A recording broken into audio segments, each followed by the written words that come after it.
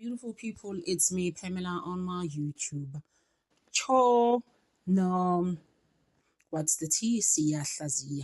Guys, let's just unpack Nancy Ndaba in Anot, in next to Hendrina, in Mpumalanga.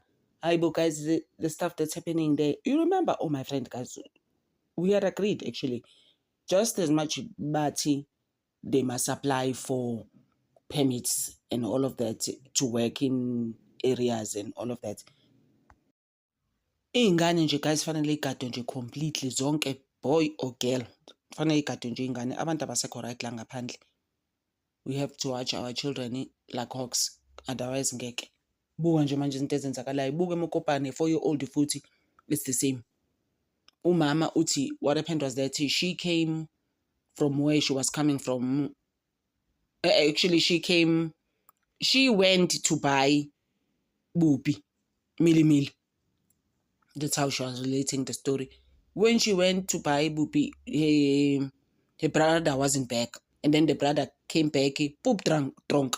Maye buya, utagiwe, uyangena endlini zikhona nezinye ingane zabafana like cousins and all of that. Kuyadlaliwa phandle, abizele ingane yentombazane. Ayingenisa endlini. Laba abancane abanye, they went to peep in the window, bambona ukuthi ubhizi nengane. Guys, is there anything like that, Mar? Akaboshwe loyo. So they asked umama ukuthi ubona ukuthi kufanele kwenziwe njani. Wathi ngeke ngimfone ejele, this is the house we stay in. Our mother left us this house. I don't want to ever see him and he can't come back to this house again after what he did to my child. That's crazy. My own brother. Those are crazy things, guys. So he was arrested. So following through this case, I will report to you guys. I will report to you what is going on with this case because I'm just like, Aibo, guys. Abantu abanjani umalume? What's wrong with umalume? Ngoba bisihlala kahle la endlini akho lutho. We don't have problems. The next thing umalume does something like this.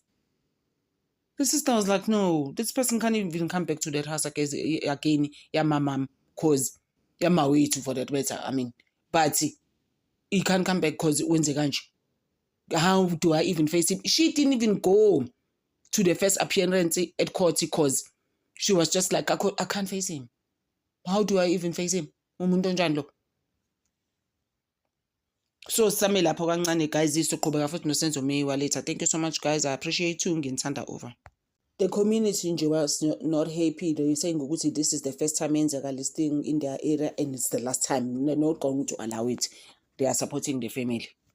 This Ethiopian man is actually very silly, in fact, because bathi ukhuluma isiZulu, but now masefika court. In fact, it's mina manje court because of him. Ngoba uthe and he doesn't understand anything they say. But he's been here speaking Zulu. The community is like, what's going on with him? And the ngale nyawakhuluma iSwati because the person who was explaining speaks Swati, but uyasikhuluma leSizulu kahle nje. To a point where the shops have been closed in Anot after this incident, and most people are abahlala khona abanye who had shops there, who are foreign nationals, have left the place. They're like, "Ay, thina ngeke. Ngcono vele sihambele on our own without being pushed. Ngoba we can say ukuthi this is not going to end well. Let's just go." Bible guys. And then I was just like, there's where the reporter was saying ukuthi he can't speak English, he can't like do anything. I'm just like, but you're ukwenza izinto enganini.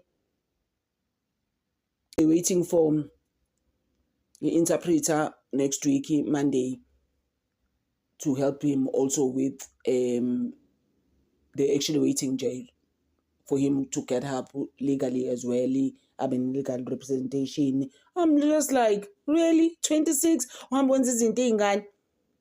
Wongazile uzosebenza la and have a spaza shop usubhizi ney'ngane zethu? Hayibo. Another issue ke Ethiopian man who is in the country illegally. Oh guys, he's in so much trouble. That made the community more angry. Papi's naye. I'm like, yabona then yabona manje ama justice afika kanje bese umuntu bese bemgijimisa bese kuthiwa hayi no, don't do that. Kusuke sekusuka kanje. But kwakuthiwe oh my friend kahle hle guys abahambe babuyele emakhaya. 26-year-old Ethiopian ke manje nange sidlongela ingane no6 lapho. Abantu are not budging. The father of the 6-year-old is like, all the spaza shops there must be closed Because uthi indaba iqale ngokuthi athengani naye, uhambe uyothenga ini nesitolo athi hayi nobaba wena phelezela my friend uyahlupha. These were her words. Uyahlupha my friend. Uhlupha ngani my friend? Kutholakala ukuthi hayi ngeke ingane nje ayikho right. Maybe i-check-a kutholakala ukuthi ingane uma ingane ayi-check ingane kutholakala ukuthi ingane ayenziwe izinto, even the doctors confirmed ukuthi ingane idlunguliwe. And then they went to my friend. My friend-ke usaboshiwe-ke kwamanje. They did actually appear in court. I-case yakhe isaqhubeka. I want to follow it through this case. Ngibone kahle ukuthi izophelela because ngempela sesikhathele phela. My friend manje sebevalile ingane iphasa shop. Hayi bo guys, baqala ngokuthi bathengisele ingane into ebolile kwathiwa labantu ababuyele emakhaya. Angazi ngoMpumalanga why they still even operating ngoba most of them go so way to everywhere, they've been closed down.